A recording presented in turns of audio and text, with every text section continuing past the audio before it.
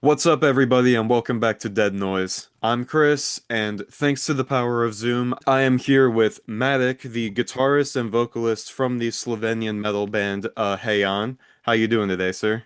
I'm good. I'm good. Thank you for having me. How are you doing? I'm good. This is the perfect way to start my weekend. I'm really excited. So, first things first, your guys' new album, Kiss Our Ghost Goodbye, comes out September 26th. How excited are you for the album to finally be out and for everybody to hear it? Oh, really excited. Really excited. It's been such a long journey. We started writing the first ideas for this before the first album was even out. So, it's been years. So Wow. I'm really glad that we can finally show this to the world. So yeah, super hyped up. And how did the overall creative and writing process for this new album compare to that of your debut? Because I know with the first album, you kind of self-produced it, and for this one, you recorded and you had a team of producers in, I think it was in LA. So how was the experience for this one? Well, yeah, it was very different. So for the first one, we didn't exactly self-produce it, but it was all produced in Slovenia and was produced by Matic Blagonič, a really cool producer here. But for this new one, the whole process was kind of way different because even just from the songwriting stages, the first record I wrote most of it myself, at least in the initial stages, with just my voice and an acoustic guitar, and then we started adding, band arrangements and everything around it. But for this one, I really started every single song idea, I think every single song idea from, my DAW Hmm. and just playing with different synth sound, different, drum beats, different samples, like creating little loops that sort of made me feel something or whatever, and then built on top of that, and then added the instrumentals slowly, over time, and then only in the end we added the lyrics and the vocals. So it was almost kind of a backwards process compared to the first process that we did. But because of that, I feel like we got to be even more creative with the instrumentals and with the production aspect. And you can really hear that because the album is much more electronic. So I guess that shows. And yeah, this one was so co-produced by us and remotely co-produced by Randy Slaw, who worked with us on the first record already, but in a much smaller capacity. Just added some additional programming. Here he had a much bigger role. And just because we knew that we wanted to up our production game and just make this record sound even better than the first one in every conceivable way, to the best of our current abilities or whatever. And because we knew that we wanted to fuse a lot of different sort of little genre elements together and get this sort of modern polish, modern metalcore production sound or whatever. We knew that Randy would be the perfect person for it because he's worked with Caskets, Architects, and bands like that who sound pretty much the way we wanted to sound. Plus, he's also worked with a lot of artists from outside the metal scene, like Jelly Roll and artists like that. So we knew that he would get our vision in sort of fusing those non-metal elements into a more metally sounding thing. So yeah, it was quite a ride, but it was a fantastic experience. And with the team that we had for this one, because the first one it was all Matej, the Slovenian producer, who did a kick-ass job for what we wanted him to do. But here, because we had Randy on the team, we had Kevin McCombs, Sam Bassani, Zach Serini, Joseph McQueen, all of these people who work with all of these artists that we listen to daily and know and love and aspire to be like or whatever. Yeah, it was. I'm really happy that at such an early stage of us being a band, we managed to create a product that kind of sounds this close to the perfect product in our eyes. I feel like. I mean, I'm not trying to be cocky or brag or whatever, but we really wanted to sound like those big guys, and I feel like we did it to the best of our abilities. I'm not saying it's the best record in the world, but it's definitely the best record we could have put out at this time as ourselves, and that's why we're so proud of it. You have every reason to be super proud of it because it sounds amazing. Thank you. And when I looked at the liner notes, like you said, like when you see names like Ted Jensen, Zach Cervini, Randy, like anytime I see a record with their names on it, I automatically listen to it, even if I Mm. never heard of the band before. Yeah. And I'm sure you're the same way. So what was it like to be able to work with these people in like with your own band and your own music? How excited were you for that? Oh, very, very. It is, at first, I remember before the first record was even out, I already, shot an email to Randy saying that, okay, we want to do a bit of an evolution here with the next one. I already have some ideas. Here's my vision. Do you want to work on this one too? And he was really excited about my description of what we wanted to do. It was like, okay, this is exactly my kind of style, so let's do this. So yeah, we started working more seriously on that one, and he actually helped us bring all of those other people in, because I was familiar with all of their names before, obviously, but I Hmm. thought that they were probably out of reach. But he was like, dude, no, let's just shoot them an email, and their rates are the same as everybody else's rates. It's not like they're, these titans, although they have done all of these amazing stuff, of course, but they're not quite as unreachable as some people might think. That's what we kind of realized throughout the whole process. And everybody has been so nice, and just, getting an email reply from Zach's management or from Joseph or from, people like that was always like, is this real? Is this really happening? And the greatest thing about it was that we knew exactly what kind of product we would get back, because they're so good at what they do and they're so consistent at what they do, and that's why they're top of the top in the world right now. So we knew exactly that when we sent those stems into mixing or something, we knew exactly how they would sound when we get it back, and it actually did, and it was so good to hear our music sound like the bands that we listen to, you know what I mean? So we finally kind of reached that sonic level. And yeah, it was, a real pinch me process in a way, but a very, very cool one. Your guys' music videos are incredible too, especially for this album cycle. I really like the What a Shame video. What's your guys' overall creative vision? Do you have like a specific aesthetic that you have for an entire like album cycle? So you're like all the videos have to have this type of style, or is it a song by song basis? Um, with this album in particular, it was kind of a little bit of both, and it sort of evolved into a more general album image in a way through the course of the whole thing. Because with the first album, I had a very, very clear concept in mind before even all the songs were fully finished, and we knew exactly. So everything we did fell under that concept umbrella right off the bat. But with this one, we even in the writing stages of the songs, we wanted to, take it sort of song by song and see what happens without being burdened by a pre-existent concept. Although the songs ended up, talking about the somewhat similar topics. So I guess we kind of mistakenly did a concept album without it being a concept album in a way. And, stemming right, out of that, the whole visual aspect of everything. One of the first things we did is that we knew we wanted to upgrade our, aesthetic in terms of how the band looks like. So the photo shoots, how we're going to present ourselves on stage soon, again, finally, in terms of, styling, accessories, stage outfits that we finally went and bought and agreed upon. And so, we're not just going to be in random shirts on gigs, but, in actual stage outfits, which is sick. Not like costumes or anything like that, but, what you can see from the photos we've posted so far from the photo shoots we did. So that was sort of the first thing. And then from that, we decided, sort of how each music video was supposed to look. And we do want to kind of keep an overarching aesthetic, yes, so that it's evident that everything we do in this era is the Kiss or Ghost Goodbye era. We do want to make that pretty clear with the album artworks, with the single artworks, with the merch designs, with the videos and everything. But also at the same time, we did want every song to sort of have its own identity to a pretty, high degree. And that's why not every single music video looks exactly the same. But I feel like they all, although they might be a little different from one another, I feel like they all work really well, in the whole concept of the whole album, Kiss or Goes Goodbye. So I guess it's a little bit of both. To answer your question with one sentence, a little bit of both. Yeah. I like that. And there was a fantastic story about how What a Shame almost didn't even make the album, but now Hmm. it's one of the singles. Hmm. So what kind of goes into that decision-making process? Is it like a democratic process amongst the band members to see like what makes the album? And like how did it work out for that song specifically? Mm. Yeah, so what a shame it was. Yeah, so, with this album, we really wanted to just play around with whatever felt right without just having any restrictions. That's why I feel like there's so many different elements from different genres on the album. Like we have deathcore breakdowns followed by the poppiest thing you've ever heard, So, we really wanted to go crazy. Not go crazy necessarily, but not hold ourselves back in any way. Hmm. I guess because we all, listen to a lot of stuff and come from different musical backgrounds, and we just wanted to put all of that into the record without restraining ourselves and thinking, oh, is this metal enough or is this, I don't know, something enough? We just did what we sort of liked. And that's why it was a lot of experimenting, a lot of playing around, and we had a lot more demo ideas that ended up making it onto the record, of course.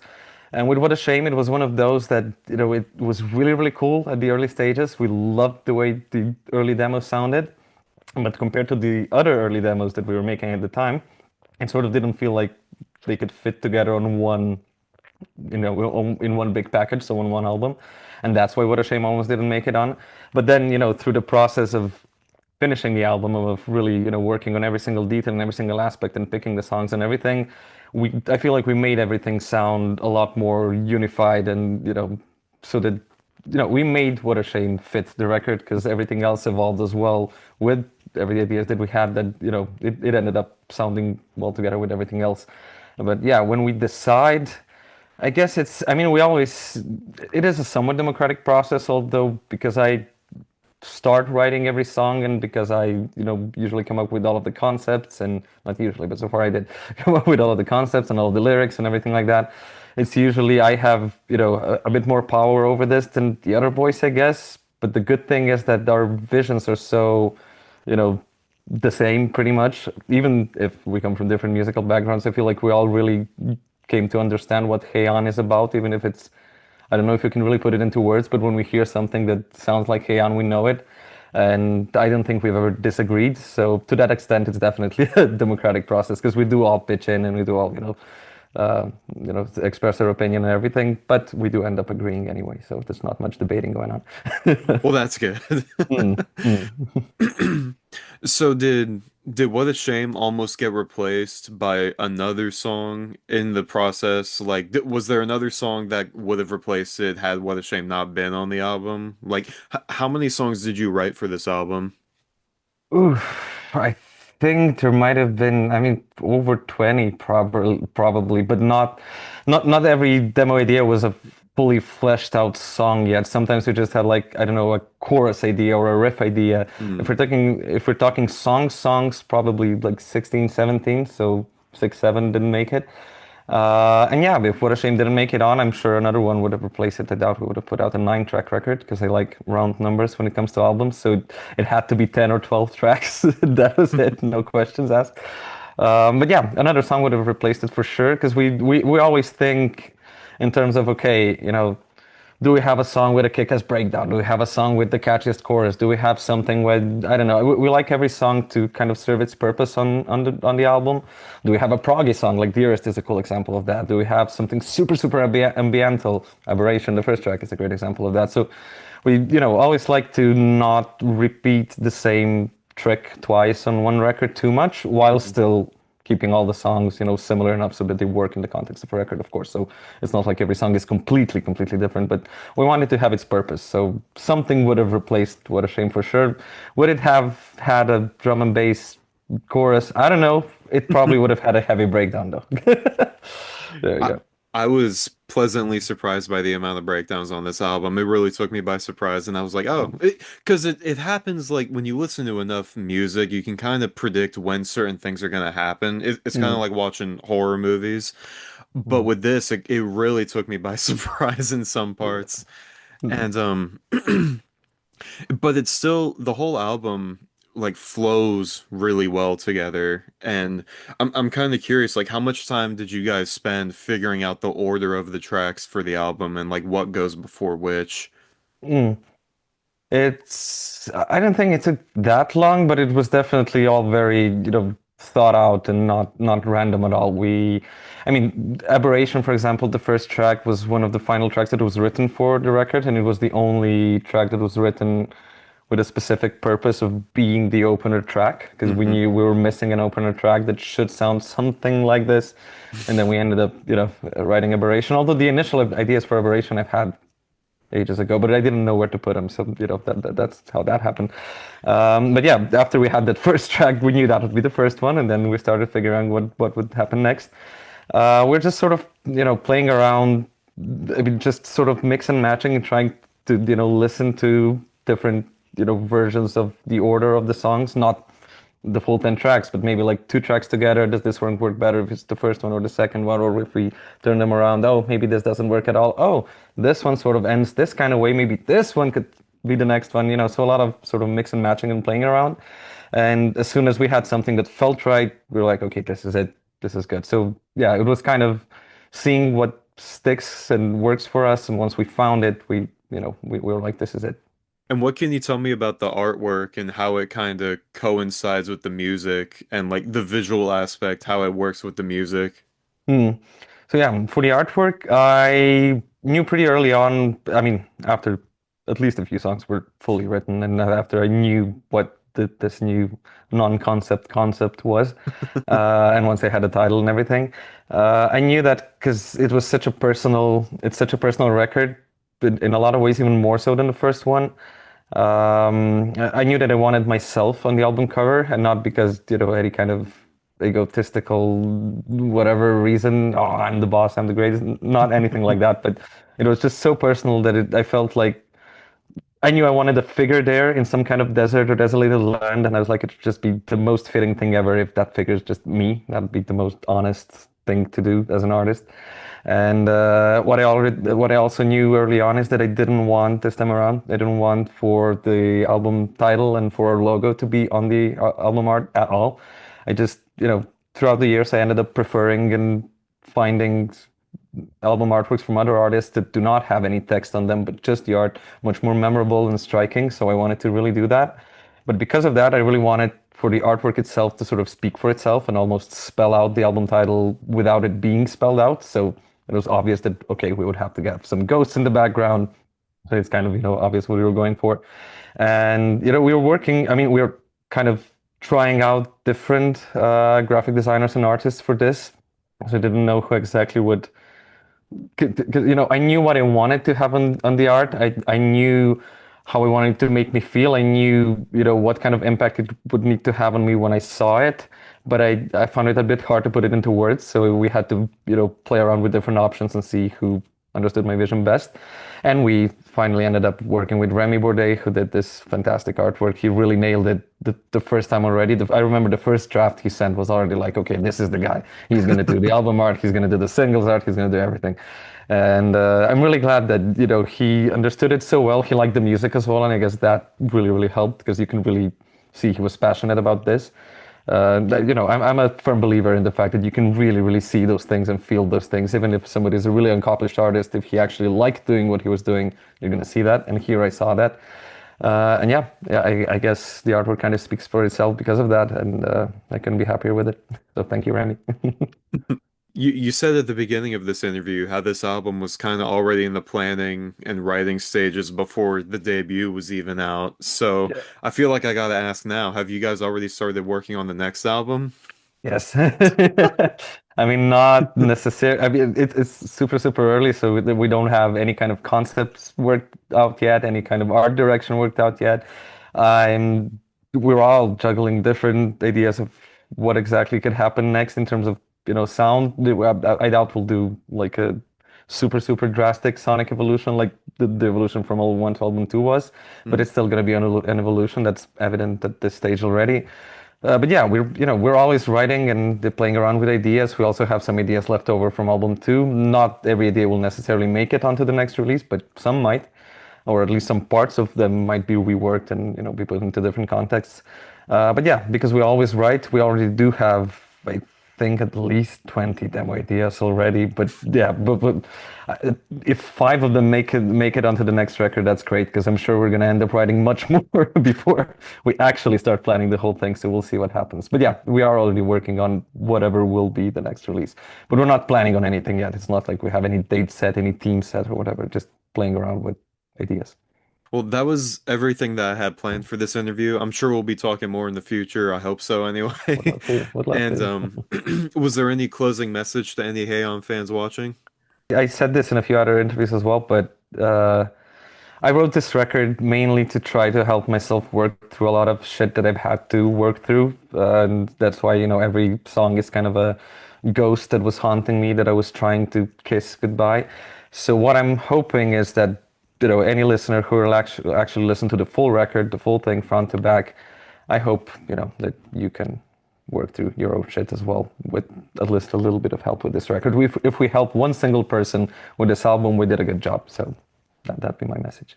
Yeah. Well, thank you so much again for the time. And to everybody who watched, thank you for watching. And until the next interview, stay tuned, stay scared, and I'll catch you later.